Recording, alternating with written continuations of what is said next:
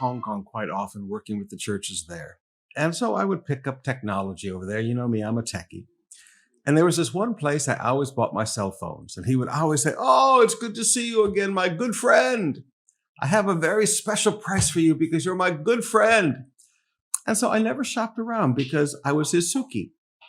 But I learned a tremendous lesson about Sukis. Sukis sometimes means you're being foolish because you're not checking the prices of the places. So on one occasion, I walked up and he said, "Oh," I said, "I'm looking for this phone." He said, "Oh, I have a very good price for you because you're my good friend." Well, later I was walking around and I walked into a Fortress. It's kind of an electronics shop in Hong Kong. And I found it several hundred Hong Kong dollars cheaper at the Fortress. And I remember thinking, okay. So much for believing that somebody considered me a friend. You see, a lot of people call you friends because they need something you have, or they want something that you can produce for them, or the influence that you bring to their life. Proverbs 20 verse 6 says, "Many will say that they are loyal friends." He said, many will say this. They will say, "We're your loyal friends." But who can find one who is truly reliable?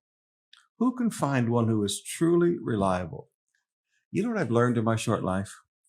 There's a lot of people who say they're friends, but when they can't get anything from you anymore,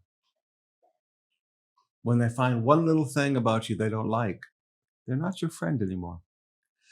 When I was a young man, I remember my grandfather telling me, just as a young man, he said, "Davy, if when you die, you've had 5 really good friends," he said, "you will have had a very blessed life." And I was in high school at the time, and I said, "Grandpa, I have hundreds of friends." He said, "No, Davy, you have hundreds of acquaintances. They're not your friends." You know, I listened to Grandpa, but I really didn't understand it too much later in life. There are people who call each other friends because misery loves company. They have a common enemy like Pilate and Herod. There are others who become friends because they want to exploit something that you have, or they want the influence of being around your life.